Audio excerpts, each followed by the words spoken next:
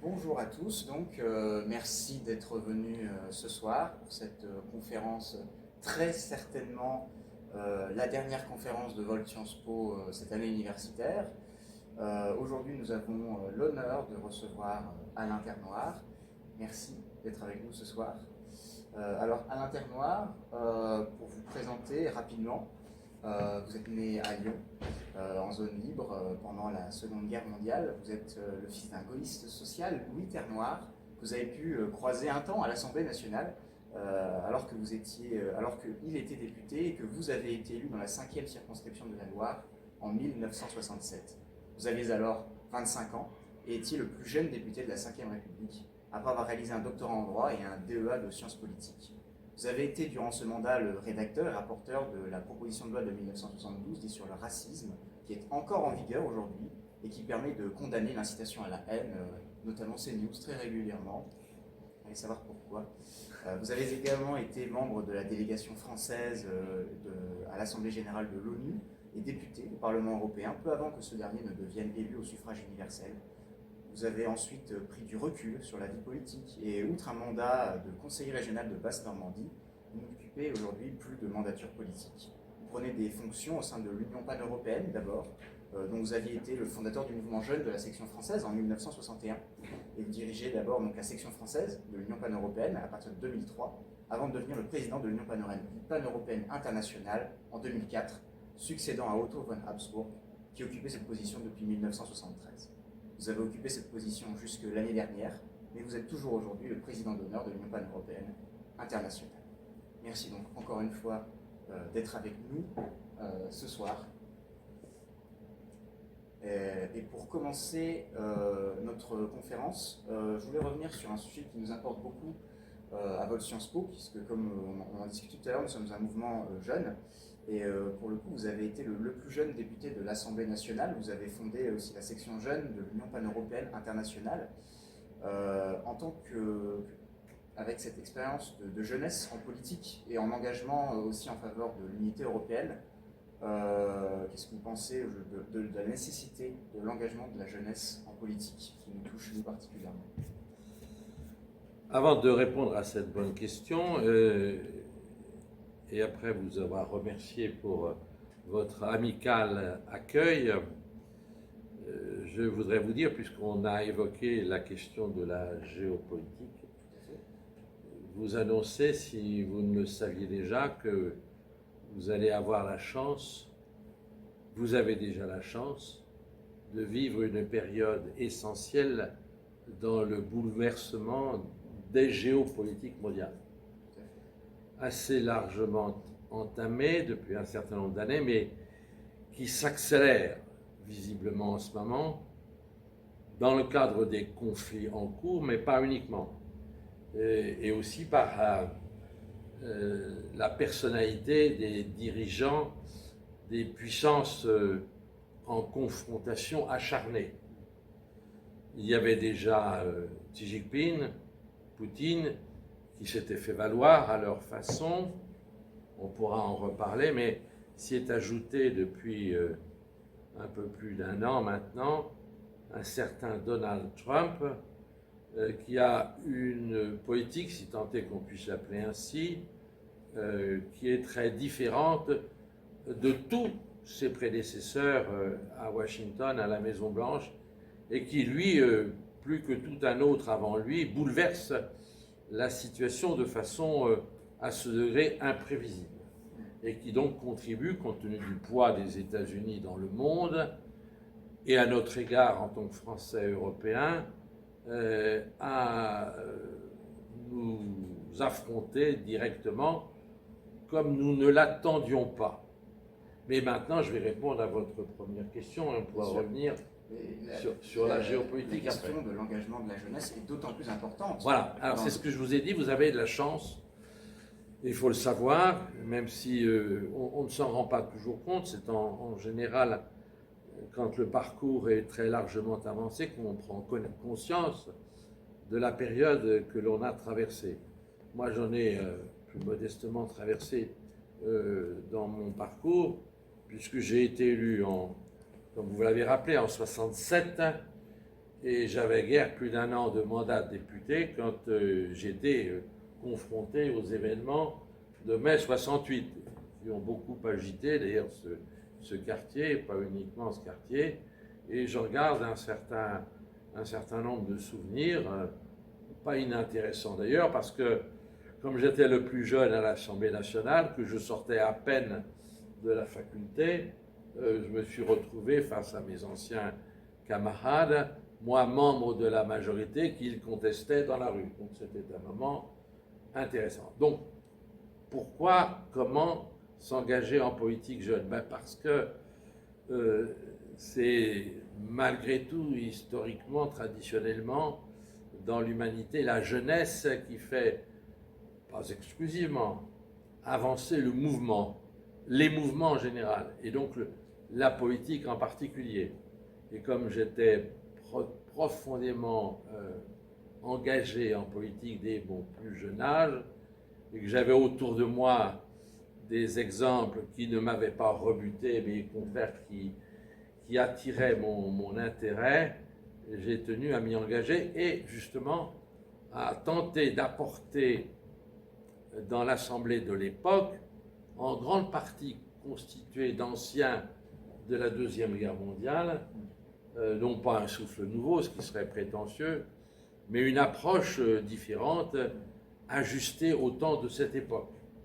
Effectivement, les temps de cette époque, 1967, n'étaient plus ceux de la fin de la Deuxième Guerre mondiale, et en fortiori de la période de la Deuxième Guerre mondiale, même si les politiques du moment en étaient encore très largement inspirées, d'autant que à l'Élysée se trouvait le général de Gaulle, qui l'avait, comme vous le savez, symbolisé et entraîné. Donc, moi, je trouvais que c'était une vocation que j'accomplissais grâce au soutien des électeurs, qui n'était pas évident a priori, puisque j'étais candidat, j'avais été candidat dans une circonscription qui paraissait ingagnable. C'est d'ailleurs pour ça que j'avais eu l'investiture. Il ne faut pas se faire d'illusions. À l'époque, les femmes et les jeunes n'avaient pas facilement les investitures. C'était assez largement occupé par ces messieurs et par ces anciens qui avaient des titres de gloire qui venaient de la période que j'ai évoquée. Mais mon acharnement, mon ambition, non pas d'être élu, mais de participer à l'action, m'ont permis de l'emporter dans cette circonscription jugée ingagnable. D'autant que je n'en étais pas spécifiquement, familialement, directement originaire. Je n'y avais jamais vécu. J'étais ce qu'on appelle un parachuté. Même si j'avais pu rattacher ma candidature dans cette ville de Roanne au fait que mon grand-père maternel y était né et que son père y avait joué un rôle dans la municipalité du début du siècle. Personne ne s'en souvenait à l'évidence, et c'est moi qui ai essayé de me remettre ça au goût du jour, mais je ne pense pas que ça a été déterminant pour mon élection. Ce qui a dû être déterminant, c'est bien entendu le choix politique, mais qui jusque-là, c'était en 1967, De Gaulle était revenu aux affaires en 1958 et je faisais partie de la formation gaulliste, n'est-ce pas? Jusque-là, les électeurs de cette circonscription, qui avaient été longtemps détenus par la gauche, étaient assez réticents, en tout cas au niveau du Parlement, à voter pour un gaulliste. Donc je m'y suis engagé.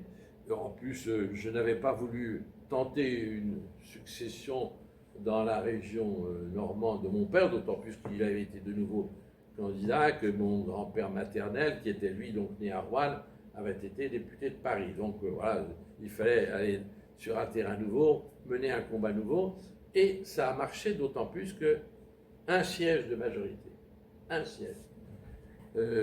Si mes souvenirs sont bons, c'était à l'époque 274 députés, mais vous pouvez vérifier ça dans les bons ouvrages de cette maison.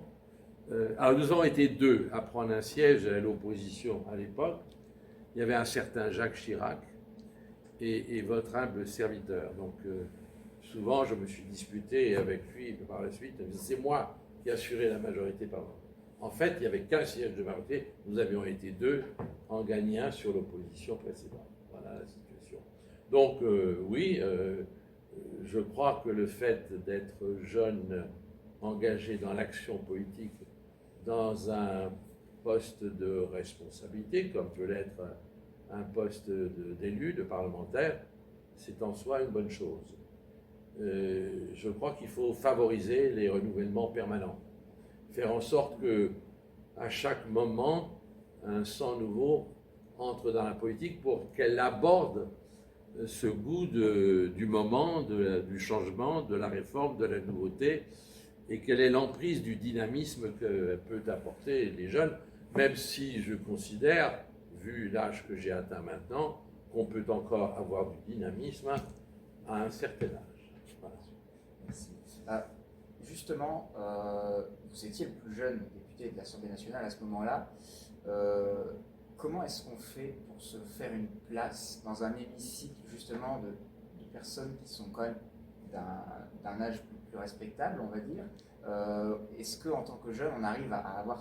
Comment est-ce qu'on fait pour parler, pour avoir cette crédibilité, pour trouver sa place en quelque sorte dans un milieu où justement la jeunesse est en minorité? Il faut se justifier. C'est-à-dire qu'il faut être soi-même digne de la fonction à laquelle on ne vous reconnaît pas à l'évidence une dignité immédiate à cause de votre âge. D'autant plus que moi je portais un nom de quelqu'un qui avait été quelques années auparavant ministre du général de Gaulle, et évidemment on pouvait estimer que j'étais là non pas par ma propre action, mon propre combat, mon propre engagement, mais que je bénéficiais d'une notoriété politique. Par ailleurs, je n'avais eu de mon père aucun encouragement, aucun conseil. La seule chose qu'il m'ait dit, quand j'ai dit que je voulais être candidat et que j'ai été désigné, non sans mal, je vais vous expliquer ensuite pourquoi.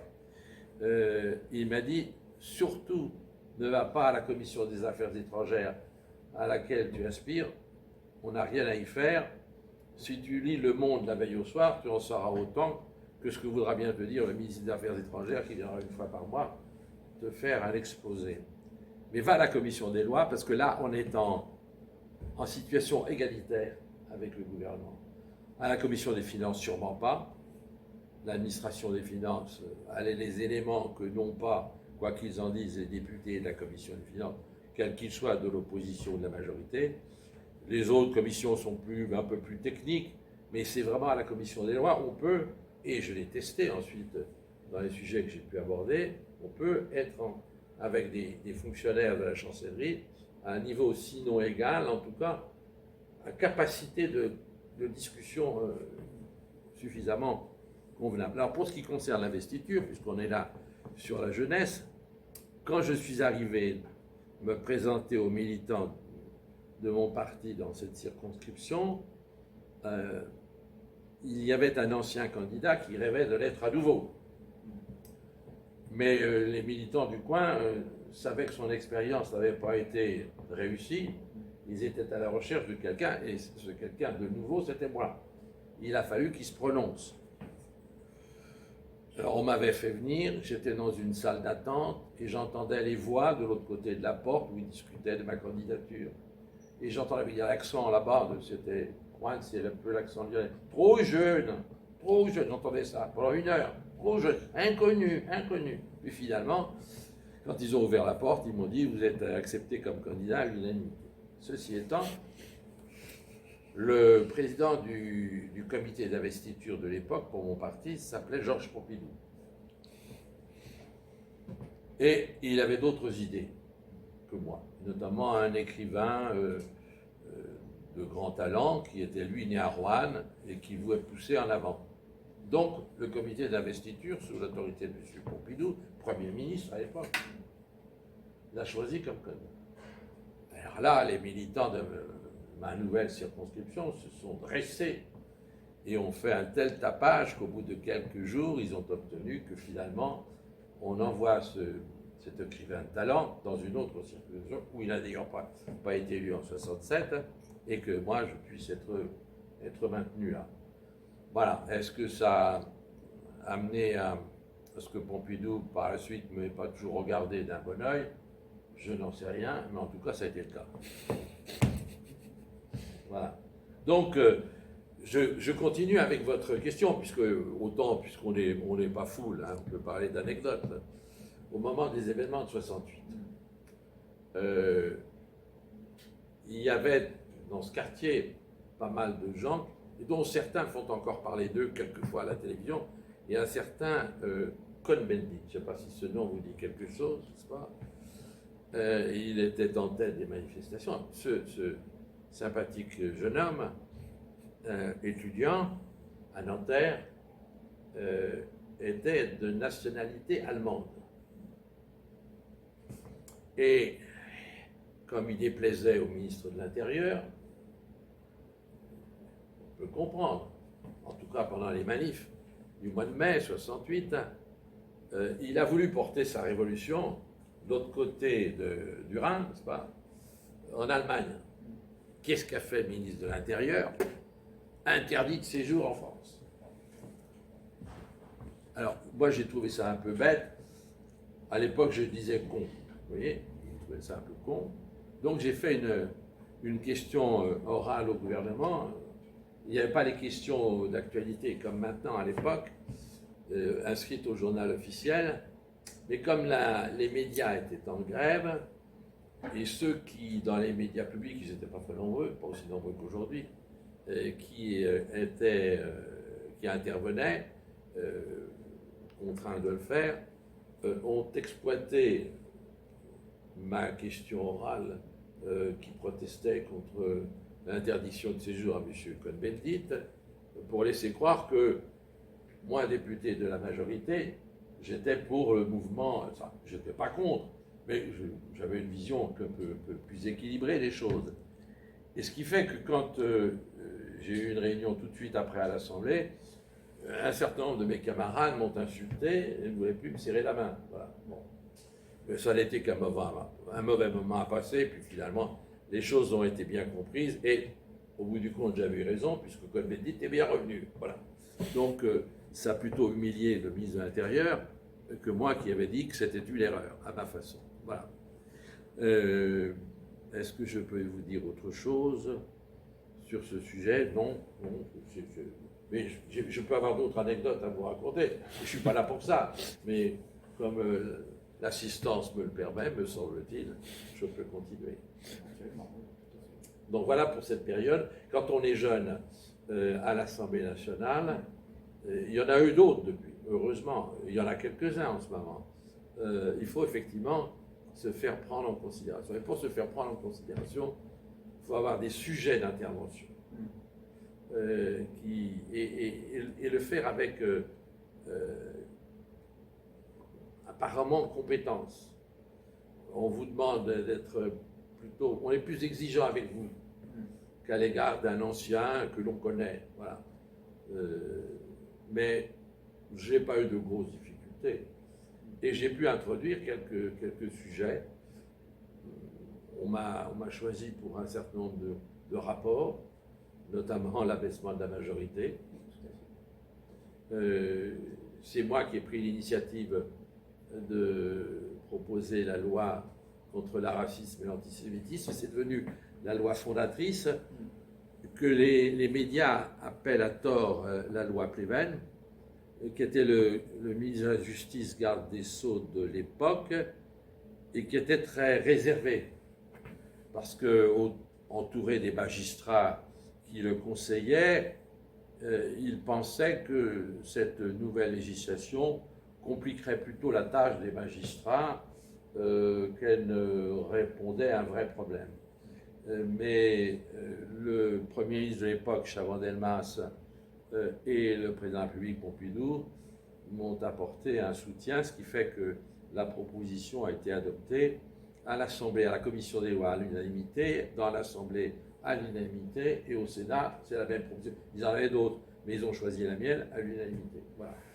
Elle est toujours en vigueur, elle a été complétée par des lois qui portent le nom de leurs auteurs, Guesso et Taubira, n'est-ce pas? Moi, on m'a occulté, mais enfin, ça ne fait rien, c'est pas grave.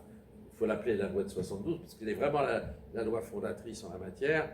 Et on voulait récemment en y ajouter quelque chose qui me paraissait trop conjoncturel et trop ciblé sur les relations internationales de façon sectaire. Et je suis content que pour l'instant on l'ait écarté, même si je peux partager, bien entendu, à 100%, sinon plus encore, la lutte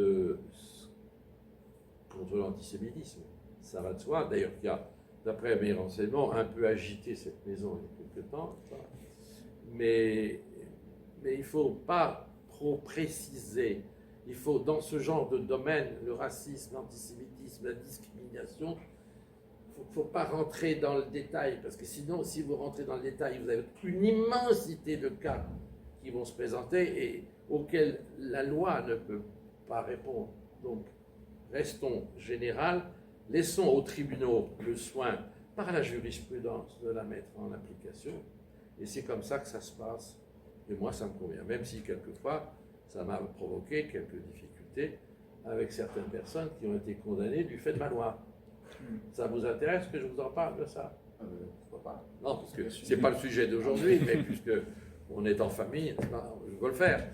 Alors, au moment des dernières élections présidentielles, il y a eu un candidat, mais il n'était pas encore candidat, c'était avant, qui avait eu le malheur, peut-être justifié, ces magistrats qui en ont décidé, d'avoir été condamné à 2 reprises au titre de la loi de 72, n'est-ce pas? Et ce monsieur, parce que c'est un monsieur, voulait savoir qui était le connard qui avait pondu une telle loi. Et finalement, à l'époque, il était journaliste au Figaro. Et donc, il arrive à trouver que c'était moi. Bah, évidemment, pas très difficile à trouver. On lui a dit au Figaro. Et donc, il m'appelle. Alors, je rencontre une première fois dans un café, puis une deuxième fois, j'ai, disons la courtoisie, pourquoi pas, de l'inviter à déjeuner pour lui dire bon, les raisons de ma loi, et lui dit avoir une conversation ouverte, en disant que peut-être quelquefois, dans certaines circonstances, je ne parlais pas de son cas particulier, elle avait pu être utilisée d'une façon un peu excessive, etc. Très bien, il repart content. En tout cas, c'est ce que j'ai senti. Et au moment, alors, quand il est devenu candidat à la présidence de la République, ce monsieur, d'abord il sort un bouquin, gros bouquin qui avait un succès énorme, des centaines de milliers d'exemplaires. Monsieur, vous avez compris à qui je fais allusion, non? Non? Pas encore. Non, pas encore? Vous avez compris, vous? J'ai un doute. Aux dernières élections présidentielles, un candidat qui a pu être condamné contre le racisme et l'antisémitisme. Dans le cas, ce n'était pas l'antisémitisme, le racisme. C'est pas une idée? C'est qui? Éric Zemmour. Pardon? Éric Zemmour. Bah, évidemment, c'est Zemmour. Bon, bien sûr, c'est Zemmour. Donc, il sort un gros bouquin, quelques temps avant sa campagne électorale, et dans son bouquin, il y a tout un chapitre sur notre rencontre, dans lequel il laisse entendre que je trouve qu'elle est mal appliquée, qu'elle est mal interprétée, que finalement je serais presque prêt à la retirer. Voilà. Bon, je n'avais pas de moyen de réagir. L'éditeur, ça ne m'a pas plu. Mais bon, quelques temps après, alors il est candidat à la présidence de la République, il est interviewé à France Inter. Et là, c'était Nicolas Demorand et Léa Salamé, je crois, qui interviennent. Et il dit, je vais supprimer la loi de 72. Et d'ailleurs, je connais bien son auteur, M. Ternoir, qui m'a dit qu'il était tout à fait d'accord avec moi. Bon.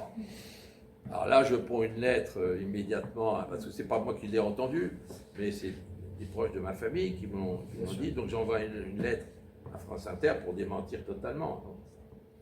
Bon, ils n'en font pas état. pas de droit de réponse, malheureusement. Et quelques semaines après, il passe à la télévision dans l'émission sur la 5, c'est à vous, quelque chose comme ça, qui est vers 19, hein, avec une dame qui s'appelle Lemoine, quelque chose oui, Anne-Elisabeth Lemoine. Voilà, et un certain Patrick Cohen, qui est en même temps à France Inter, ou qui n'est plus, ou je ne sais pas quoi, enfin bon. Donc, Patrick Cohen pose la question à Zemmour. Ah, monsieur Zemmour, vous voulez supprimer la loi de 72 contre la racisme? Oui, oui, oui, bien, oui, absolument. D'ailleurs, je connais bien monsieur Terloir, voilà, qui m'a tout... Alors, Patrick Cohen, il sort la lettre que j'avais envoyée à France Inter, mais vous n'en avez pas fait état, et il dit, évidemment, ce que je dis à ce sujet. Voilà. Voilà. Petite anecdote. Que puis-je vous dire d'autre sur un autre sujet? Éventuellement, mais puisqu'on parlait de la loi... Ça, c'est sur les lois, c'est ce que sur les lois de 72, un député peut faire. Voilà. Bien sûr. Mais puisqu'on parlait de la loi de 72 et de l'importance donc de combattre le racisme et ce genre de choses, puisque nous sommes évidemment ici pour discuter notamment du projet européen, l'idée européenne fondamentalement se base sur le fait de surpasser nos différences les uns avec les autres pour construire la politique ensemble. Et le regard depuis cette loi finalement me paraissait important, puisque aujourd'hui, plus que jamais, on remet en cause cette importance de surpasser nos différences, notamment dans le débat médiatique. Et donc, je voulais avoir votre sentiment là-dessus, sur cette importance de l'inclusivité du projet européen pour se construire, notamment au regard de certains mouvements aujourd'hui qui prétendent défendre le fédéralisme européen, mais qui veulent construire une Europe fermée, refermée sur elle-même. Et donc, je voulais avoir votre point de vue là-dessus. Je crois que ceux qui ont fait progresser l'idée européenne après la Deuxième Guerre mondiale ont commis une erreur. Ils se sont orientés dans la vision de Jean Monnet, qui était une transposition des intentions américaines d'une Europe dépendante à leur égard, sous leur influence, pour contrecarrer l'Europe de l'Est sous influence et domination soviétique. Et s'appuyant sur les conflits qui avaient précédé en Europe, il pensait qu'il fallait aboutir à une Europe fédérale supranationale. Nier les différences, qui est une confusion de l'ensemble des Européens pour qu'ils ne soient qu'un, sans tenir compte des différences qui sont au contraire des complémentarités qui s'additionnent. Mais c'est cette orientation-là qui a été donnée à l'Europe jusqu'à maintenant. Il y a une autre vision que Ulysse Gonel connaît bien, qui est la vision pan-européenne, lancée il y a maintenant 100 ans par Coudenhove-Kalergi, qui est une Europe, une pan-Europe, une Europe de la diversité, une Europe rassemblée, mais une Europe qui prend en compte les États-nations tels qu'ils sont constitués, qui sont porteurs d'une histoire, qui sont porteurs de culture, même si globalement, ils sont susceptibles de constituer une civilisation européenne commune. Mais si vous ne vous appuyez pas dans la construction européenne, qui est un objectif indispensable, donner à tous les pays membres de l'Union européenne une dimension européenne, alors vous risquez de ne pas réussir. Et on l'a bien vu avec l'arrivée, à partir de 1989, progressivement, premier élargissement de 2004, des pays de l'Europe centrale et orientale. J'en parlais il y a peu de temps encore. Ils ont été les premiers, après avoir été sous domination soviétique assez dure, une forme de dictature du Parti communiste, n'est-ce pas, à vouloir s'autonomiser dans leur histoire. Premier exemple, l'ancienne Tchécoslovaquie, créée d'ailleurs à la suite de la Première Guerre mondiale, s'est séparée en Tchéquie et Slovaquie. Idem pour les Balkans.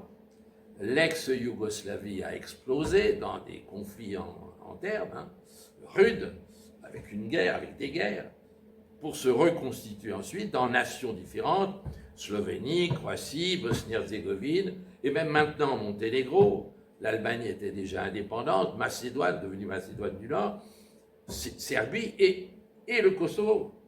Donc vous voyez que le phénomène national existe encore. Et si vous ne vous appuyez pas sur le sentiment national des peuples européens, vous ne faites pas avancer l'Europe. Et c'est sur cette critique-là que les souverainistes, les eurosceptiques, les anti-européens veulent construire leur propre projet. Et ils mélangent une attitude quelquefois trop technocratique, bureaucratique, normative, contraignante de la Commission, et pour en faire un rejet en mélangeant tout, bien que, à l'évidence, dans le monde d'aujourd'hui, l'Europe n'a jamais été plus nécessaire, plus indispensable. Je l'évoquais en promo liminaire, dans la compétition acharnée des puissances, l'Europe n'étant pas une puissance, n'ayant pas fait en sorte de devenir indépendante, elle est encore soumise. Elle n'est pas participante au grand débat que nous connaissons en ce moment, que ce soit, elle est insuffisante en Ukraine, si elle avait été plus forte, plus unie, si elle avait eu sa propre capacité d'intervention militaire, les choses ne seraient pas passées de la manière suivante. Même en ce moment, M. Poutine rêve encore de mettre la main sur les pays baltes, parce que c'est son nationalisme, son impérialisme russe qui prend le dessus. Il n'a toujours pas admis que certains pays de l'ex-URSS aient pu s'en séparer. C'était la Russie qui dominait, comme dans l'histoire des Balkans, c'était un peu la Serbie qui dominait. Ils se sont séparés les uns les autres. Et donc, si l'Europe était ce qu'il faudrait qu'elle soit, c'est-à-dire une puissance indépendante, alors nous aurions voix au chapitre, on se ferait entendre, comme on se ferait entendre dans le conflit actuel au Proche-Orient, qui est notre voisin. Nous sommes beaucoup plus que ne le sont les États-Unis. Je disais il y a quelque temps, Chypre est à une demi-heure des côtes israéliennes et libanaises en hélicoptère. Une demi-heure. C'est notre voisin, cette région. On est concerné. Et d'ailleurs, on est tellement concerné que, bien entendu, on en subit les effets immédiatement. Donc, l'Europe doit s'unir en s'appuyant sur ce qui existe historiquement, culturellement. Ça ne veut pas dire qu'il faut s'opposer entre nous, se rivaliser, bien entendu. Ça, on l'a fait dans le passé, on ne va pas recommencer. Mais on se donne plus de puissance dans un cadre original, dans un cadre institutionnel qui n'a jamais été constitué. L'Europe telle que nous l'imaginons, pas l'Europe telle que nous la voulons, telle que nous la proposons déjà depuis 100 ans, n'est-ce pas, et qui a été continuée quand De Gaulle est arrivé aux affaires en 1958, c'est une Europe d'États-nations qui se rassemblent et qui ensemble additionnent leurs capacités pour en faire une force. Je ne me sens pas du tout diminué en tant que Français quand je parle de l'Europe, bien au contraire. J'ai l'impression de m'agrandir, de me renforcer. Je n'enlève rien de ce que je suis, de ma nature, de mon histoire nationale, rien du tout. En quoi ça enlèverait quoi que ce soit? Bien entendu, au sein de ce rassemblement, de cette union, chacun doit défendre les intérêts légitimes qu'il estime à défendre, bien entendu. Mais ça, c'est la démocratie qui le permet, c'est la discussion, c'est le choix, c'est la majorité qui en décide, de façon équilibrée. Et c'est le tort que nous avons eu en Europe, enfin pas nous qui pensons autrement, mais ceux qui ont fait l'Europe jusqu'à maintenant, de vouloir effacer les nations, immédiatement passer au stade fédéral, ce qui était prématuré, beaucoup trop rapide, pour arriver aujourd'hui à une Europe qui n'est pas politique, ou pas suffisamment, qui est incapable de se défendre et à laquelle on impose l'industrie numérique qui nous vient d'ailleurs, n'est-ce pas, et que pourtant un instrument essentiel de la vie économique et même de la vie des citoyens. Donc, je prends cet exemple, mais je pourrais en prendre d'autres. Et nous avons pourtant toutes les capacités, à la condition d'avoir la volonté politique, d'être par nous-mêmes une puissance, de nous affirmer, de faire pour nous-mêmes que ce que nous voulons faire et accepter, sans subir la loi des autres. Voilà. Il est vrai que, heureusement, si je puis dire, paradoxalement, M. Poutine et M. Trump nous donnent un petit coup de fouet, là. Est-ce qu'on va le traduire? Est-ce qu'on va le comprendre? Je l'espère. Je vois que ces derniers temps, il y a plutôt une évolution positive.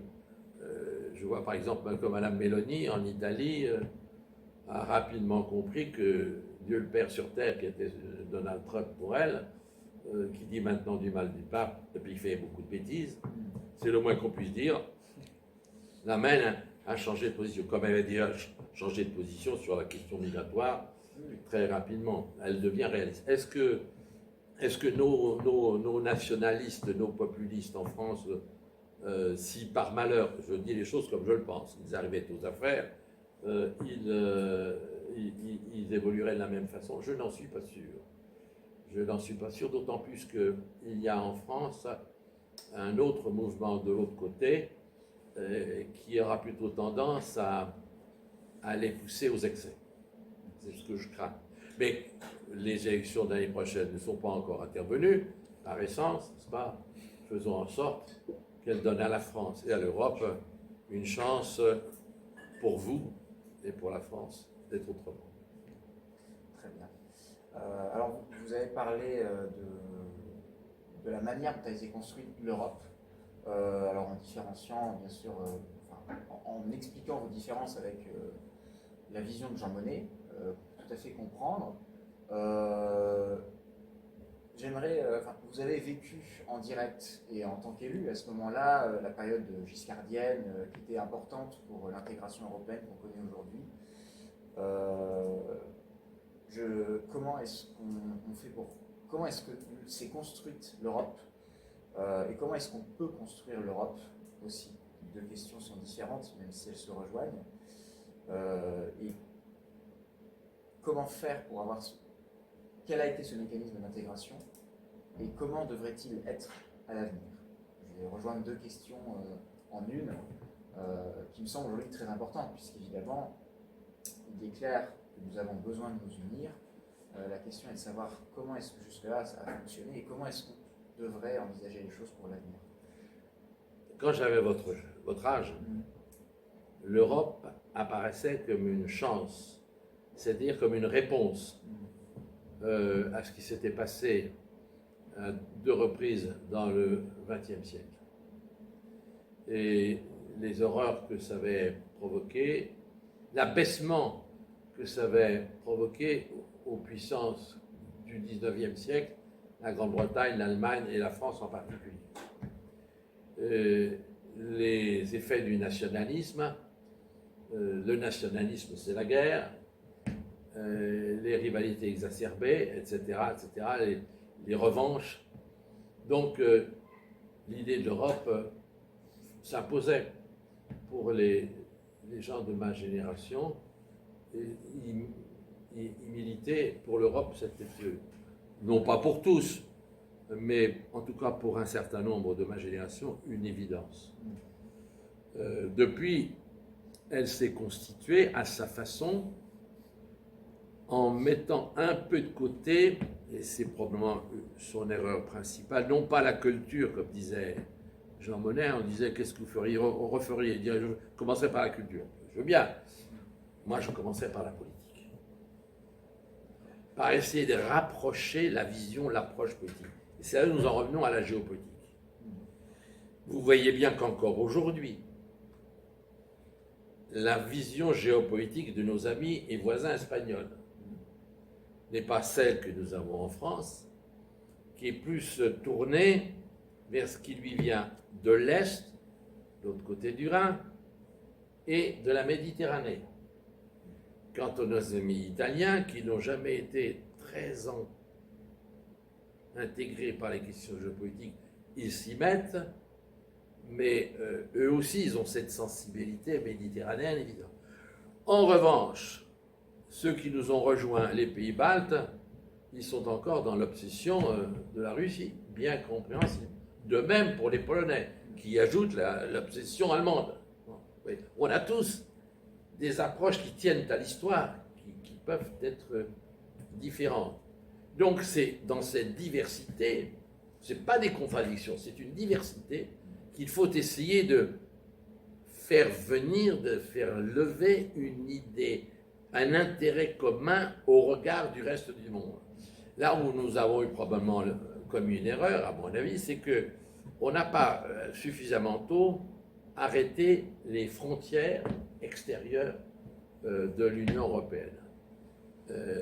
Il y a encore, quand vous regardez une carte de l'Union européenne, il y a des trous.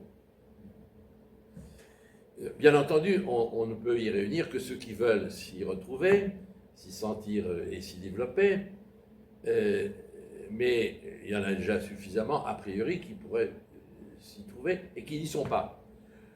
Il y a des candidats déjà. Les pays des Balkans qui n'y sont pas encore. Qu'il y ait des conditions, des contraintes, c'est bien naturel, mais on aurait pu déjà les associer à l'approche politique, à la Commission des Affaires étrangères du Conseil européen ou du Conseil des ministres. Je pense à tous ces pays qui sont la Bosnie-Herzégovine, le Monténégro, l'Albanie, la Macédoine du Nord, le Kosovo, la Serbie, tous ces pays-là, dans le fond, ils sont historiquement, culturellement et géographiquement européens. J'espère qu'un jour, lorsque les Suisses auront digéré leurs spécificités traditionnelles, historiques et quelques autres particularités, n'est-ce pas? Ils sont au cœur, ils suivent d'ailleurs entièrement le système européen, ils y sont totalement associés. Et de même pour les Norvégiens, lorsqu'ils auront digéré aussi l'argent qu'ils auront pu retirer du pétrole, ils ont déjà décidé d'ailleurs sur bien des aspects de nous rejoindre, puisque nous sommes depuis longtemps déjà ensemble dans l'OTAN. Donc, ils y viendront. Mais j'y ajoute, et ils l'ont montré, c'est ceux qui ont montré le plus le goût d'Europe, c'est les Ukrainiens. Ce qu'ils font depuis le 24 février 2022, n'est-ce pas, est extraordinaire, de courage, de détermination, de volonté, d'esprit européen. Et dans l'esprit européen, il en est de même pour les Moldaves un peu isolés, à proximité de la Roumanie, et très imprégnés d'une présence, d'une influence russe. Et puis, j'espère aussi qu'un jour, la Géorgie pourra nous rejoindre quand ceux qui actuellement tiennent le pouvoir sous inspiration poutinienne en seront écartés. Tout ça, ça fait 38 pays. Et ça afficherait, voilà les contours de l'Europe. Ça n'empêche que, parmi ceux-là, tous ne sont pas susceptibles d'arriver à ce que nous souhaitons, c'est-à-dire une union stratégique, une indépendance stratégique de l'Europe.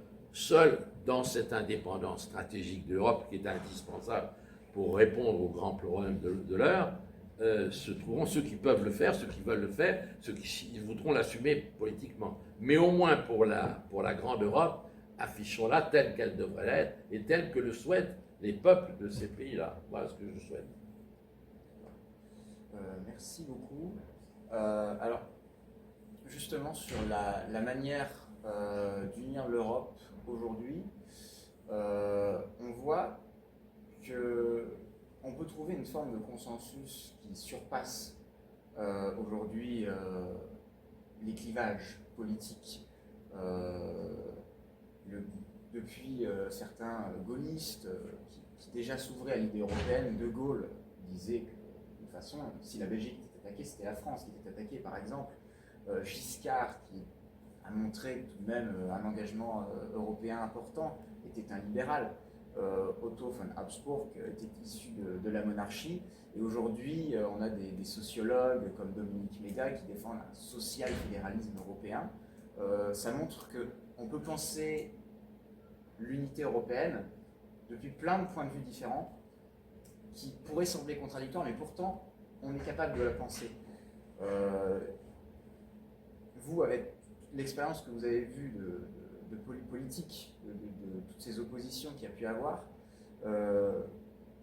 Quelle vision vous avez justement de cette idée européenne par rapport à ces difficultés qu'il y a? Parce qu'aujourd'hui, on a un problème, c'est que la gauche s'oppose à l'unification européenne pour la simple et bonne raison qu'elle considère que l'Europe est libérale et qu'elle promue un système dont elle est opposée, tandis que à l'extrême droite, on la critique comme étant l'ennemi de la nation, ce qui est faussement vrai. Et donc, comment est-ce qu'on peut démontrer le fait que l'idée européenne est profitable à tous, en quelque sorte, et peut déplacer ce clivage? Ne rien brusquer, ne rien imposer par la force, prendre en compte, c'est le cas dans une démocratie, et l'Europe est démocratique, de la diversité des opinions. Néanmoins, il faut avoir un cadre économique équivalent. Bon. Le système social étatique a été expérimenté depuis plus d'un siècle. Un peu partout dans le monde, il n'y a pas un continent qui n'en a pas connu une expérimentation. Qu'est-ce que ça a donné? Est-ce que le système libéral sans contrainte est un bon système? Sûrement pas. On en voit les excès, en particulier en ce moment, quand vous voyez les milliardaires de la tech se comporter comme s'ils n'avaient aucun frein, aucune contrainte, comme si tout était possible, y compris le pire, dans certaines informations qu'ils laissent passer et qui sont d'une influence catastrophique. Non, il faut un régime. Garder en gros celui que nous avons, on peut l'améliorer, il y a beaucoup à améliorer. Rapprocher les approches, si je puis dire, les approches sociales. Il y a un objectif social dans la construction européenne. Il faut le maintenir, une vigilance, des règles, il faut les maintenir. Bon, le faire, je vous ai dit, sans brusquer personne, pour que chaque pays, en fonction de son histoire, sa culture, son moment, puisse s'y adapter. Il faut faire attention à cette... il y a facilement un rejet. Dès que ça vient d'Europe, de Bruxelles, alors il y a une tentation de rejeter en bloc. Est-ce que tout le monde est d'accord avec le politique actuel du gouvernement à Paris, n'est-ce pas? Non, non. D'après ce que je sais, non. Mais c'est pas pour ça qu'on devient anti-français. Donc c'est pas parce qu'on n'est pas en accord avec certaines législations européennes qui sont souvent contestables qu'il faut rejeter le bébé avec l'eau du bain. Donc voilà, il faut avoir une approche souple, compte tenu qu'on met ensemble des différences respectables à prendre en compte. Alors il faut une approche souple.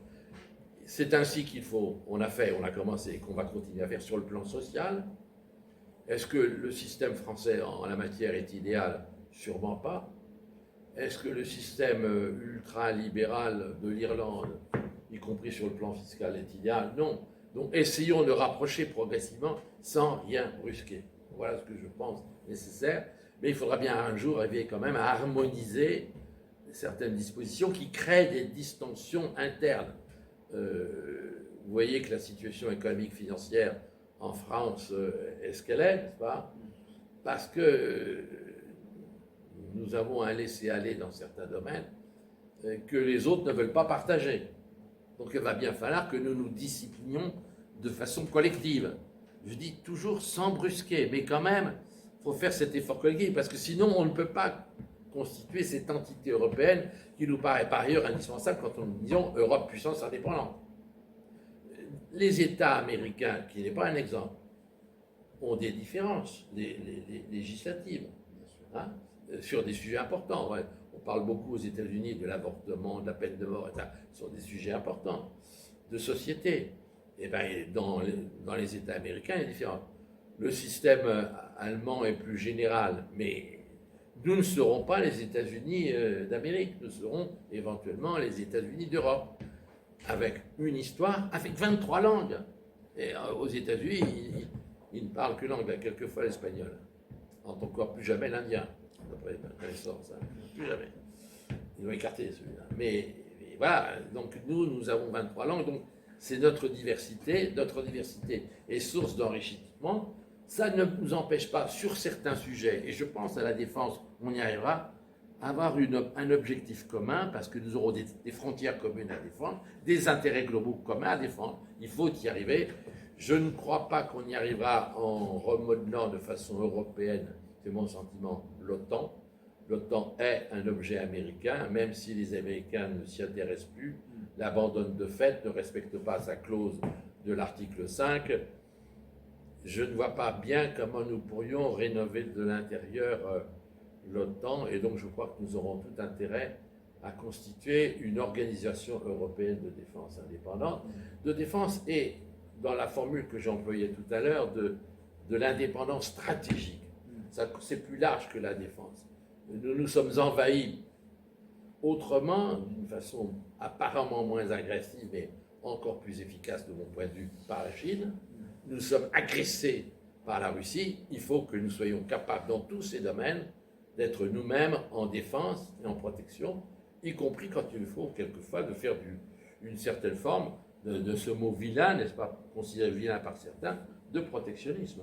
Que font les Chinois? Qu'ont fait les Chinois pour en arriver là où ils sont, sinon du protectionnisme? Que font les Américains quand ils nous imposent des droits de douane de façon éhontée? Ils font du protectionnisme. Bon.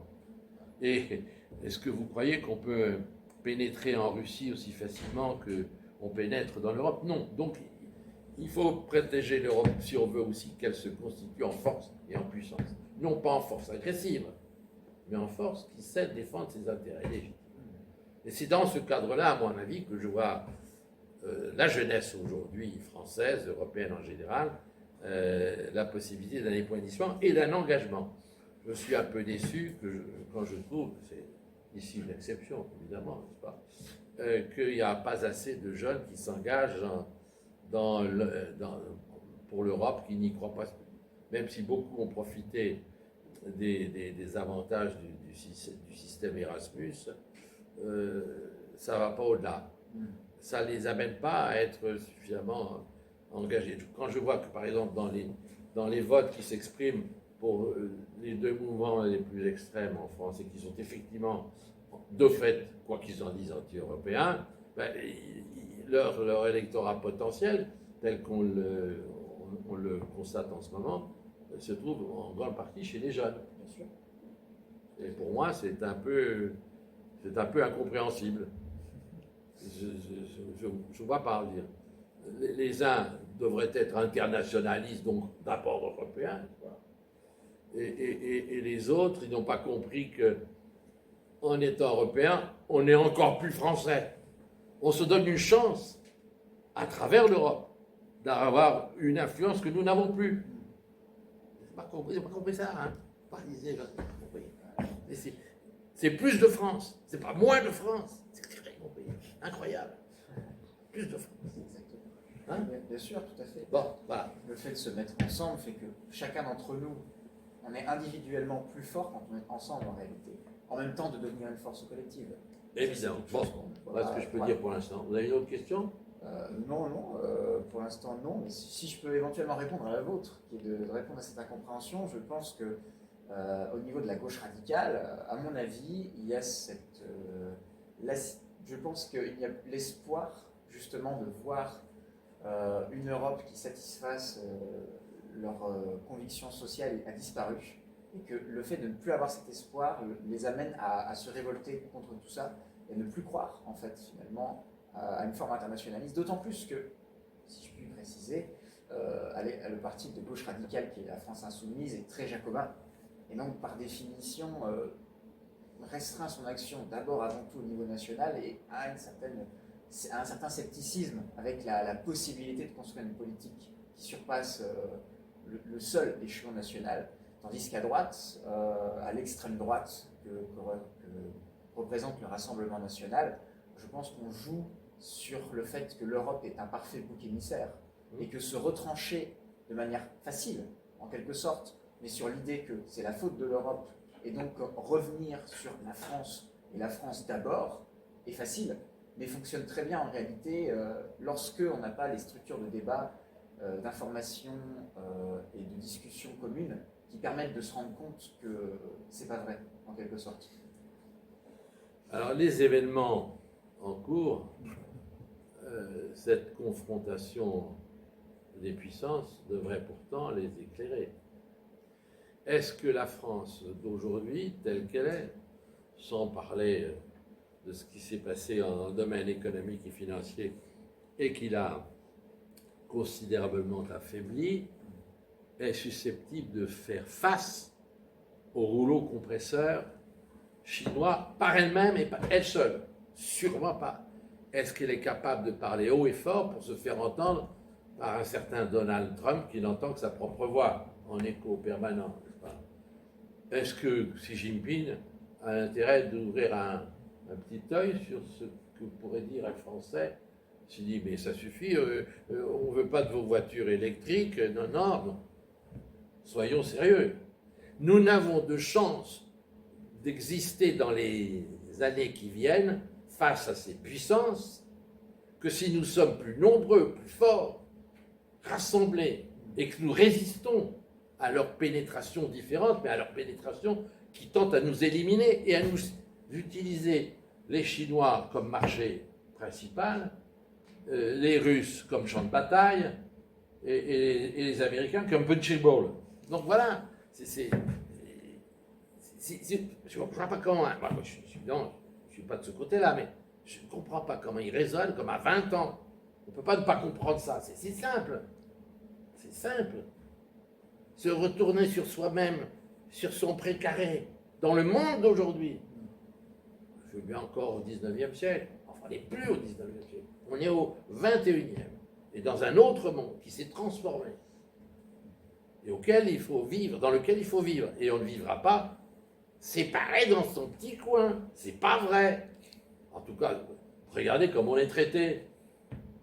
Ils se foutent de nous en ce moment. Ils nous méprisent. Regardez Musk, qui est convoqué par la justice française parce qu'il abuse de ses pouvoirs et ses milliards, etc., et qui fait aussi n'importe quoi, etc. Eh bien, il ne vient pas. Il n'en a rien à faire. Le petit juge français n'en a rien à faire. Et si nous n'avons pas une capacité de nous imposer dans le cadre de nos valeurs, de nos références, de notre esprit démocratique, c'est-à-dire du respect de l'homme, d'abord tout, avant tout, et de l'humain, c'est-à-dire de l'humain. Alors, et ça c'est un héritage de la civilisation européenne que nous devons défendre. Et nous sommes les seuls. Et d'ailleurs, si nous y arrivions, ça nous donnerait une possibilité d'influence, non plus comme autrefois sous forme impériale et coloniale, mais c'est une nouvelle influence que nous pourrions avoir à l'égard d'autres pays du monde qui, eux, souffrent, comme nous, de cette confrontation des puissances. Vous voyez, il y a en Afrique, il y a en Asie, il y en a en Amérique latine, et des pays qui attendent qu'il y ait une Europe digne d'elle-même. Vous savez, c'est pas parce que je suis gaulliste que tout ce que faisait De Gaulle, de mon point de vue, est parfait, mais il était acclamé dans le tiers-monde. Il était acclamé quand il avait fait ce discours à Bangkok. Il était acclamé quand il était à Mexico. Parce que c'était une voix était une voix européenne qui n'était pas celle des États-Unis et qui n'était pas celle du RSS. On ne parlait pas encore beaucoup de la Chine à l'époque. Voilà. Mais c'est ça que l'Europe peut faire, d'une certaine manière, de devenir gaulliste dans le monde de demain. Voilà. D'accord. Merci beaucoup. Il est l'heure, il est temps de laisser la parole à notre immense public de ce soir pour un échange donc, avec vous. Alors, si vous avez des questions pour M. Ternoir, je vous en prie, sinon ne pose aucun problème de poursuivre la discussion avec lui. Mais je suis certain que vous êtes avide de savoir. Regardez toutes les mains qui se lèvent. Oui. Parlez bien et fort, s'il vous plaît. Je partage votre vision d'une Europe unie et avec des États-nations avec force. Vous pouvez avoir la gentillesse de vous rapprocher. on a ça. Ouais. Non, je disais, je pense que je partage votre vision d'une Europe unie et qui est protectionniste aussi par rapport à la Chine et à la Russie. Mais je ne vois pas comment on peut avoir une Europe des États-nations toujours forts avec une certaine prise de décision et une indépendance stratégique. C'est-à-dire que, en fait, je vais le dire grossièrement, mais... Vous dites que c'est contradictoire. Oui, on se fait concurrence entre États de l'Union européenne sur l'industrie. Chaque État veut défendre son industrie, son secteur d'industrie. Sur l'agriculture, c'est pareil. On voit bien que... Et surtout qu'il n'y a pas de cohérence. C'est-à-dire que les agriculteurs, je vais dire grossièrement aussi, mais ils veulent des subventions. Du coup, ils vont le faire. La production qui va permettre d'avoir des subventions de l'Union européenne sans indépendance alimentaire, sans plan de souveraineté européenne. Et du coup, dans ma vision, c'est soit on donne plus de pouvoir à l'Union européenne pour qu'elle vote des grands axes stratégiques sur l'industrie et on met en commun notre économie, ou en tout cas, pour plus qu'on soit concurrence entre États, soit on se renferme dans nos nations et on fait une sorte de cohérence industrielle et un protectionnisme intra-nation de l'Union européenne. C'est possible, malgré tout, c'est indispensable, j'en suis convaincu, c'est difficile, certainement. L'industrie. La Commission européenne, dans ses normes de concurrence libre et non faussée, en a abusé. Elle a empêché des regroupements qui se proposaient et qui auraient permis à des entreprises européennes, en s'associant, en se fusionnant, d'être beaucoup plus et beaucoup mieux compétitives face précisément aux grandes entreprises mondiales, multinationales, certaines venant de Chine, d'autres des États-Unis, d'autres d'ailleurs. L'exemple le plus connu, c'est celui d'Airbus, qui d'ailleurs à l'origine était plutôt un concept français, puisque l'aviation, après la Deuxième Guerre mondiale, l'aviation était plutôt française. Je mets de côté la Grande-Bretagne, et ce sont les Allemands qui se sont associés avec nous, qui font aujourd'hui une entreprise de dimension mondiale. Donc c'est possible. Et ça aurait été possible dans d'autres domaines que la Commission a empêché à tort. Dans la question agricole, c'est plus complexe néanmoins. Il faudrait arriver à ce que j'appelle je ne suis pas le premier à en parler, la souveraineté alimentaire. L'alimentation est une nécessité absolue pour nos populations. Nous avons la chance, au regard du reste du monde, d'avoir une capacité de production agricole extraordinairement diversifiée, complémentaire, qui pourrait par elle-même quasiment, sauf si on veut manger du raisin à Noël, n'est-ce pas, nous nourrir tout au long de l'année très convenablement, nous nourrir à tout point de vue, en poisson, en viande, même pour ceux qui n'ont ni poisson ni viande, il y a des œufs, etc. C'est tout. Vraiment, l'Europe est extraordinaire. Du fait de ces différents climats, de ces différents sols, c'est possible.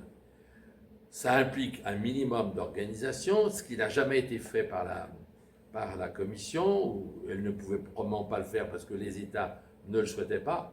Maintenant, au stade où nous en sommes, par les rivalités internes qui se sont développées, il y a un peu d'ordre à mettre.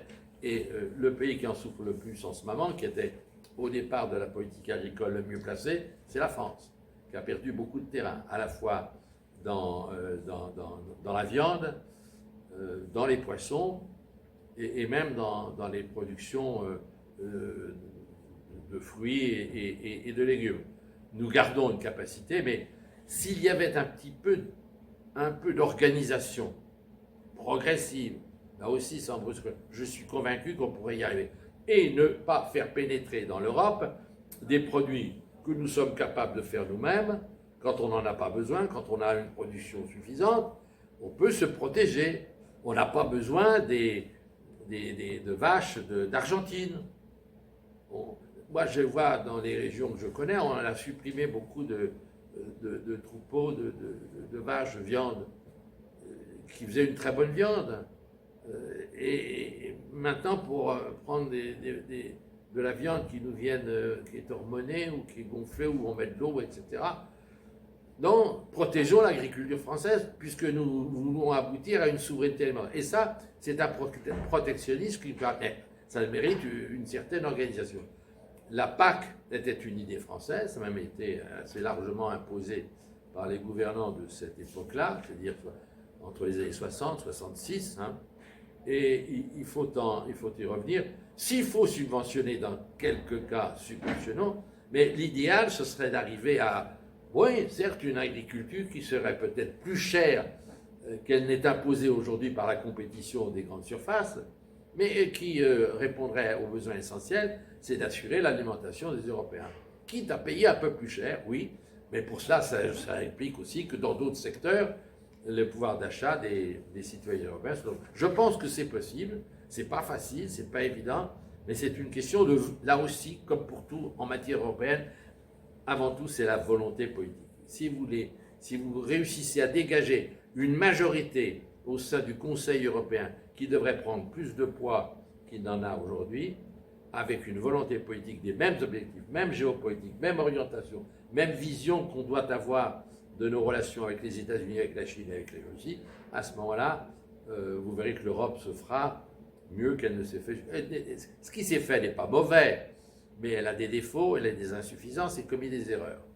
Donc on peut améliorer les choses. Mais tout part de la volonté politique. Je suis désolé, si vous n'avez pas une volonté politique suffisante, majoritaire au sein du Conseil européen, bah, vous n'y arriverez pas. Et cette volonté politique, elle doit venir des citoyens, et en particulier de vous. Ah, essayez de convaincre vos petits copains qui votent mal, entre guillemets, mal entre guillemets. Et donc vous donnez encore plus de compétences à l'Union européenne.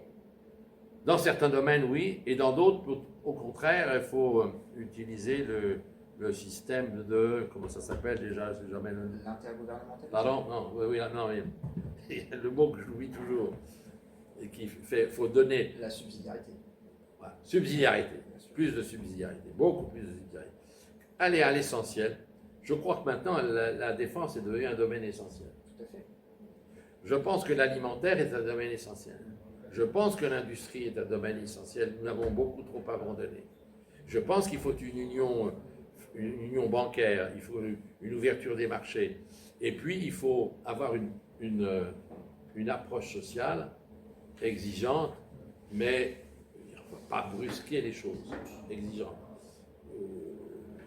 On peut améliorer. Il faut que, pour les Européens, ils montrent au reste du monde que la question principale, c'est la satisfaction de l'homme, au sens de l'individu. C'est là. Il faut satisfaire l'homme dans ses besoins de liberté, de vie, de pouvoir s'épanouir, besoins culturels, éducation, etc. Si nous pouvions, avec la civilisation européenne telle qu'elle s'est forgée au fil des siècles, devenir cet exemple, alors ce serait le succès que nous attendons de l'Europe, nous, pas l'Europe.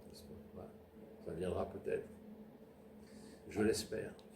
Alors là, ce travail d'or. Hein. Après, je pense que votre question, c'était le fait que M. Carnot appuie l'importance des nations et de conserver, vous disiez qu'il y avait cette opposition, c'est ça, avec justement la construction d'indépendance. Oui, enfin moi je pense... Il ne faut pas la concevoir comme une rivalité. Si vous la prenez comme une rivalité, vous revenez en arrière. On va faire la guerre à l'Allemagne parce qu'on a des difficultés à s'entendre pour un avion commun, un avion de chasse commun. C'est très, très difficile. On a dû avoir beaucoup de mal. Parce que là aussi, il y a les industriels allemands qui ont les meilleurs, et les Français qui ont les meilleurs. Ben non. S'il n'y a pas une volonté politique, d'autant plus que l'avion de chasse, l'avion militaire, c'est le poids politique qui décide. Il faut que les politiques, M. Merz, aujourd'hui M. Macron, forcent les entreprises. Dassault ne vit que, pour l'essentiel, en dehors des Falcon, vit essentiellement de la commande d'État. Bon, donc on a des moyens de pression. On a les moyens de pression. Les Allemands, c'est pareil. Si on fait un avion militaire, c'est l'État qui c'est l'État qui payera. Donc on a des moyens de pression. Faire jouer quand il le faut, quand c'est indispensable, c'est moyens de pression. On peut y arriver. Je reviens toujours à cette formule que je radote évidemment, la volonté politique. S'il n'y a pas suffisamment de volonté politique, on n'y arrivera pas. Oui, mais c'est possible, vous avez raison, c'est un risque, la rivalité. Ben oui, bien sûr. Le dumping entre c'est le contraire de l'idée européenne. Si on nous envahit avec des fraises d'Espagne en ce moment, quand on est capable d'en faire d'excellents en France, à des prix défiant toute concurrence, mais sans goût, qui ont le goût de flotte, c'est comme les tomates, n'est-ce pas? On nous envahit de tomates qui n'ont pas de goût, n'est-ce pas? Ben non, on pourrait, calmos. Allez plus dans les oranges, vous savez très bien faire ça, historiquement, n'est-ce pas? Faites du citron, comme un menton, n'est-ce pas? Faites des olives, on en a aussi, mais enfin bon, ben, un peu de raison, chacun chez soi. Hein? Après, la question de l'alimentation suppose aussi une nécessité de niveau local, finalement. Oui, bien sûr. Ce qui fait qu'on a de toute façon besoin de produire de la nourriture au niveau local, et là, c'est même plus seulement la question de savoir s'il y a une rivalité entre Européens, c'est que là, nous avons besoin d'une politique plutôt qui soit commune pour soutenir justement l'agriculture au niveau local. Et alors là, c'est même plus une question de nation, c'est une question de chaque localité, de chaque région, Non, mais comme, de manière à produire. Vous le disiez, il y a de la compétition là aussi. Dans tous les domaines, on fait de la compétition. Entre pays européens, c'est le contraire de l'esprit européen. Voilà. Si on n'y met pas la volonté politique que j'évoquais à plusieurs reprises, on n'y arrivera pas. Mais je pense que c'est possible si les dirigeants, puisque tout vient d'eux, c'est le rôle des politiques, des responsables, d'impulser cette volonté. Quelquefois, nous obliger à quelques sacrifices. Bon, on dira, bah vous devriez faire ça, mais laissez le voisin parce que lui, il est mieux placé, etc. Bon, il a une compétence que vous n'avez pas au même niveau. C'est l'intérêt global. Si vous voulez qu'on vous protège, faites aussi un effort de compréhension à l'égard des autres. Je sais bien que le commerce, c'est la compétition, mais dans quelques cas, comme l'alimentaire, on peut protéger. Sinon, l'agriculture européenne va finalement s'estomper, parce que vous irez dans des régions où c'est des productions intensives sur des espaces considérables et on sera laminé. Mais dans l'industrie aussi, alors on a mal fait l'affaire sur les voitures. La Commission a institué des règles, au lieu d'instituer des règles en harmonie avec l'industrie, nous avons mis les règles et après on a dit à l'industrie, ajustez-vous. Vous voyez ce que ça donne maintenant. Vous nous avez parlé de votre souhait de voir la Géorgie intégrer l'Union européenne. Est-ce que vous pourriez dresser les frontières géographiques de l'ère culturelle européenne que vous souhaiteriez voir unies au sein de l'Union européenne? D'abord, il faut se sentir européen. Je sais, pour en connaître, que la majorité des citoyens de Géorgie, qui sont un peu géographiquement écartés, éloignés d'Europe, le souhaitent. Ils se sentent européens. Ils ont été longtemps sous la domination soviétique, russe, et la majorité de ce peuple souhaite se rapprocher de l'Union européenne. Les Ukrainiens l'ont démontré. Les Moldaves se sentent très proches, et pour des raisons historiques et culturelles, des Roumains. Et entre la Russie qu'ils connaissent et l'Europe qu'ils voient à côté d'eux, ils préfèrent l'Europe. Je ne pas la peine de revenir sur le cas de la Suisse et de la Norvège, qui sont des cas tout à fait particuliers. Et à mon avis, leur opposition à l'Europe était plus conjoncturelle que dans une vision politique globale d'avenir les concernant. Et quant aux pays des Balkans, ceux que j'ai cités tout à l'heure, ils sont tous candidats. Mais comme il y a des critères d'adhésion qui sont un peu techno, on les a fait attendre au même moment où on précipite le mouvement à cause de la guerre pour l'Ukraine. C'est pas très juste. On a fait entrer la Slovénie, qui était dans la Yougoslavie, tout de suite, dès 2004. On a attendu 13 ans pour faire entrer la Croatie. Il n'y en a que 2 pays de l'ex-Yougoslavie qui sont dans l'Union européenne. C'est un peu injuste. Alors, je vous ai dit, il y a un sas qu'on peut imaginer. si vous ne remplissez pas sur le plan du comportement démocratique, des droits, de l'état de droit, tous les critères, oui, ben attendez, mais en attendant, on vous considère comme membre de l'Union, vous êtes dans les frontières de l'Union, telles qu'on va l'afficher pour les Européens et pour le monde extérieur, pour savoir où est l'Europe, pour que les Européens eux-mêmes se reconnaissent entre eux. On ne va pas considérer que la Bosnie-Herzégovine, avec ses problèmes qui tiennent à l'histoire, ne sont pas des Européens, ils sont culturellement européens. Les Macédoniens du Nord, qui sont voisins à la fois de la Bulgarie et de la Grèce, sont européens, etc. etc. Voilà. Donc c'est comme ça que je vois les choses. Fixons les frontières, et dans ces frontières, faisons en sorte progressivement de réunir ceux qui veulent aller plus loin et plus vite. Ça s'appelle, dans le langage européen, la coopération renforcée. On peut faire ça. C'est pour ça que j'évoquais cette idée d'une indépendance stratégique. Ben, ceux qui veulent aller plus loin, plus vite, notamment sur le plan militaire, mais pourquoi pas aussi sur le plan du numérique, de l'IA, etc., ben, ils peuvent se mettre ensemble et faire quelque chose de plus fort, de plus solide, de plus construit. Voilà, c'est possible, à mon avis. Tout ça, ça en revient. Tu veux ou tu veux pas. Voilà. Si tu veux, tu peux. Si tu veux pas, ça se fera pas. Voilà. Et si les gouvernants sentent au niveau de leur peuple suffisamment d'impulsion, ils le feront puisque nous sommes en démocratie, jusqu'à preuve du contraire. D'où le fer de lance de la jeunesse. Mademoiselles, messieurs, fer de lance de la jeunesse. C'est vous qui devez... Alors évidemment, aujourd'hui, on n'est pas nombreux, mais ce n'est qu'un début, continuons le combat. C'est ce qu'on disait en 68. Hein. Ce n'est qu'un début, continuons le combat. Voilà. Si vous avez d'autres questions, peut-être. Ah. Allez-y. Et moi, c'était pareil sur la question de la souveraineté européenne. Oui. On sait qu'on est dépendant du pétrole et que l'électrification elle est beaucoup trop lente.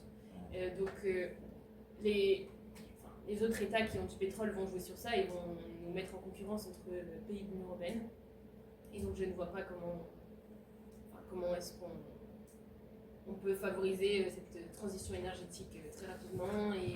Et est-ce que du coup, pareil, est-ce que les États de l'Union européenne ils doivent céder leurs compétences à l'Union européenne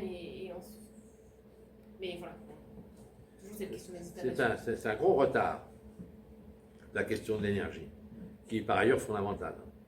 Elle conditionne la vie économique, elle conditionne bien entendu la vie industrielle, et elle conditionne aussi la vie des citoyens.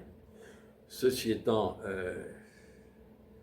on a quand même fait les efforts pour progresser dans la moindre dépendance à l'égard des énergies fossiles, qui ont les inconvénients que l'on sait, et que à peu près tout le monde reconnaît maintenant. Ça, c'est malheureusement pas, ça n'a pas été facilité par l'attitude de la Russie, avec laquelle nous étions très liés, compte tenu de sa proximité et de ses moyens. Ceci étant, l'Europe a eu raison de progressivement arrêter ses liens commerciaux avec les productions pétrolières et gazières de la Russie, parce que c'était un moyen, et pas le moindre, pour lui montrer notre opposition et tenter de faire pression sur elle. Mais la meilleure des choses, évidemment, dans le domaine de l'énergie, c'est pour ce qui concerne l'électricité, d'avoir fait le contraire de ce qu'ont fait les Allemands, c'est-à-dire de nous mettre au nucléaire, de contrer la propagande intensive de nos amis verts qui ont fait, dans l'opinion populaire, l'amalgame entre le nucléaire atome bombe et le nucléaire électrique, n'est-ce pas, production d'électricité, de centrales, etc. Et qui ont donc réussi à limiter le développement du nucléaire dans l'Union européenne. On est de plus en plus en train de se rendre compte que ça a été une erreur, qu'il n'y a pas d'équivalence entre le nucléaire pour l'électricité et le nucléaire pour faire la bombe. Et que pour la France, en tout cas, l'exemple montre, le fait qu'elle se soit mise au nucléaire électrique assez rapidement, au moment des premiers grands chocs pétroliers, lui rend aujourd'hui service. Ça ne suffit pas. L'hydraulique, on en fait le maximum de ce qu'on peut faire avec la nature telle qu'elle est. Donc restent les autres alternatives. L'hydrogène, je ne sais pas, je ne suis pas assez compétent pour avoir un jugement dessus. Reste bien entendu le soleil et l'éolienne. Voilà. Mais comment a-t-on pu se laisser imposer dans ce marché devenu essentiel l'importation de la Chine? Moi, ça m'échappe. La Commission européenne, mais qui aurait dû être sous l'impulsion des gouvernants, a beaucoup tardé à s'emparer du sujet de l'énergie, probablement parce que dans le domaine de l'énergie, il y a encore, mais il y avait surtout des grandes sociétés qui avaient des pouvoirs considérables et qui ne souhaitaient pas du tout que la Commission européenne s'occupe de leurs affaires. Tout pays confondu. En France, eux, ils étaient au bout d'un moment pour le nucléaire, mais en Allemagne, c'était d'autres sociétés qui étaient plutôt contre, etc., etc. Donc, on a mis de côté l'énergie, on a eu tort. Ça, c'est une des erreurs de ne pas avoir, dès le début de l'Union européenne, essayé de constituer une Europe de l'énergie. Ça n'aurait pas pu se faire du jour au lendemain, donc les problèmes d'alimentation avec l'énergie fossile, mais malgré tout, c'était un domaine qui devait se travailler mieux qu'il a été fait. Ce n'est pas parce qu'il y a des erreurs qu'il ne faut pas continuer dans cet effort. Il y a eu un Voilà essai ce que je peux dire. avec Pardon ? Euratom. Il y a eu un essai avec Euratom. Oui, oui, bien sûr. Il y a eu un essai. Ah ben, il était même dans le traité parallèle à celui du traité d'Euratom. Exactement. On n'est pas allé très loin. C'est certain. Ah. Tout à fait. Ah, Donc voilà, c'est un des manques, hein, l'énergie, et à tort, parce que c'est un des... Pourtant, on a commencé par ça, puisqu'il y a eu la CECA de 1951, avec le charbon. charbon et acier. Donc charbon, qui était à l'époque l'énergie principale, puis ça a été ensuite doublé par le pétrole. À l'époque, on avait commencé par ça. Et c'était dans le projet de Koudenov-Kalergi, celui auquel Ulysse et moi nous faisons référence. Voilà. C'est notre maître à penser. Voilà. Et il a eu raison surtout. Hein. Il avait même dit qu'il ne fallait pas demander à la Grande-Bretagne de rejoindre l'Union européenne, parce qu'elle avait des visions différentes. Churchill l'a dit aussi. Hein. Pardon ? Churchill l'a dit aussi. Il a dit il Oui, faut Churchill. que l'Europe s'unisse, mais. Bon, ben lui était pour le grand large. Non, il a dit clairement. Il a fait un beau discours à Zurich, mais il était pour. aussi. Ceci étant, il a cru, comme ses successeurs au pouvoir en Grande-Bretagne, que le lien particulier, l'un spécial avec les États-Unis, pouvait assurer la Grande-Bretagne d'une vie sans problème, y compris au niveau de sa défense. Vous voyez bien ce qu'il en est aujourd'hui. Demandez ce qu'il en pense à M. Stamer. Il dira comment il est traité par M. Trump. Voilà. Bon, enfin, c'est une heure de vérité tout de même en ce moment sur le plan international, sur le plan de la géopolitique. Nous y revenons. C'est pour ça que je vous disais, vous avez de la chance parce que vous êtes en train de vivre un grand bouleversement qui est en cours. Hein. Mais vous allez voir un monde différent de celui qui s'était constitué après la Deuxième Guerre mondiale, qui a été marqué par la suite par le 9 novembre 1989, la chute du mur, par le 1er septembre 2001 aussi, ce qui a bousculé l'attitude américaine qui se croyait inviolable, n'est-ce pas? C'est bien le 11 septembre 2001, oui, 11 septembre. Les Trump Towers, pas les Trump Towers, comment on les appelle celles-là? Les Twin Towers. Ah, les Twin, oui. Je mets World Trump Trade partout, Center. toutes ces choses. J'entends tellement parler de Trump que il m'occupe leur l'esprit. Voilà, bon. D'autres questions? Vous, Une dernière. J'ai peut-être une petite question. Enfin, je ne sais pas si elle va vous paraître. parlez fort, hein? Ah, pardon. Oui, oui. qu'on vous entende. On m'entend? Ah, c'est moi qui ai besoin d'entendre parce Je vais que. m'approcher, alors. Pour la caméra aussi. Non, parce que ça va peut-être vous paraître un peu fantaisiste ou irréaliste, mais vous avez parlé par exemple en ce qui concerne la question de la représentation internationale et du fait de porter sa voix à l'international, de la question du général de Gaulle qui arrivait à avoir un certain impact, on va dire, dans le reste du monde.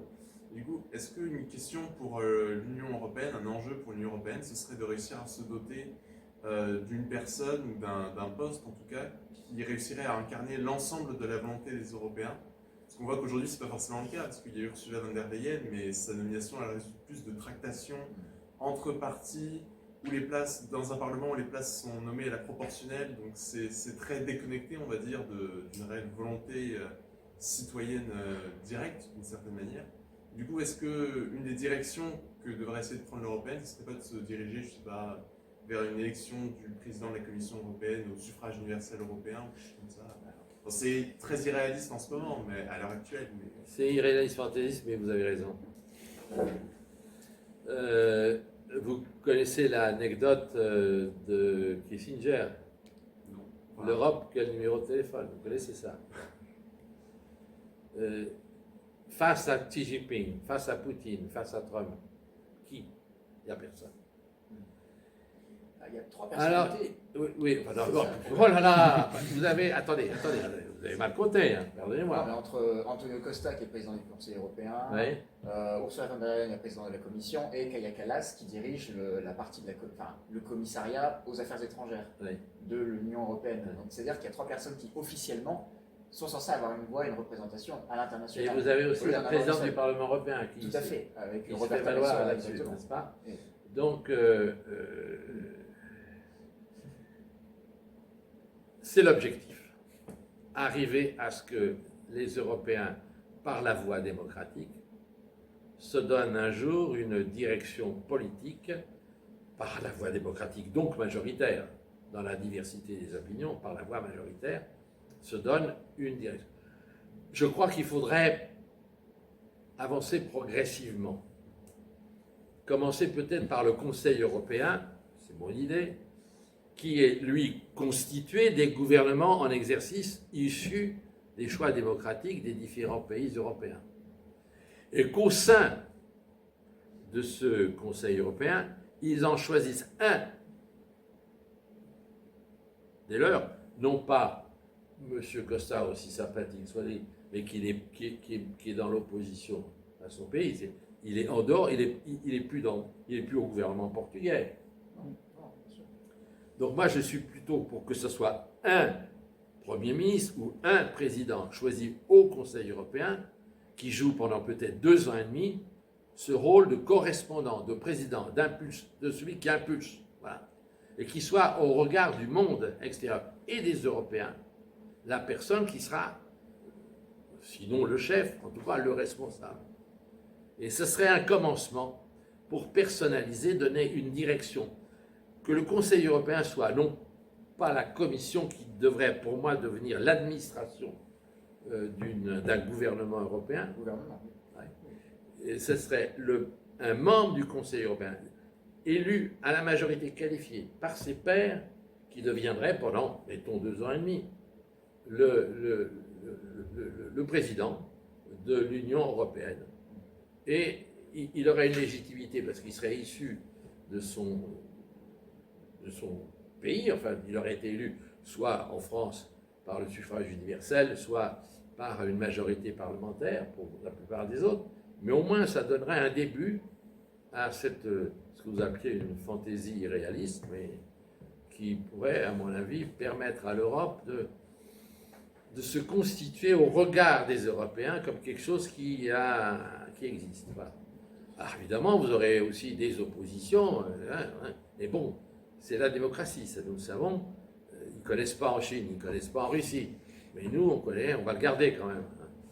Et on va voir ce qui se passe aux États-Unis dans les temps qui viennent, parce que moi, je suis inquiet. Parce que M. Trump, avec son tempérament, je ne suis pas sûr qu'il aime la contradiction du suffrage universel. Pas tellement. Il a déjà montré une première fois. Bon, voilà. Donc moi, je suis d'accord avec vous. Mais on ne pourra pas y arriver d'un seul coup, d'un seul. Il faut y arriver par des biais, mais qui, au regard des peuples européens, seraient démocratiquement justifiés. Eh bien, voilà. C'est tout pour cette séance de questions-réponses. Alors avant que je clôture l'année universitaire de Vol Sciences Po par un petit discours, j'aimerais déjà vous remercier, M. Camoir, d'être venu pour cette conférence que nous venons d'avoir, et vous remercier, vous, public, pour vos questions nombreuses et très pertinentes, vous qui êtes venus en masse ce soir On va dire aux autres ce qu'ils ont manqué. Hein. Bien évidemment. Faut qu'ils aient le sentiment d'avoir eu tort. Tout à fait. Donc j'ai qu'une chose à faire maintenant, c'est... Je ne vais pas faire comme Trump qui s'applaudit lui-même. Bien sûr. Il suffit qu'on applaudisse pour qu'un nouveau arrive. Voilà, donc merci beaucoup.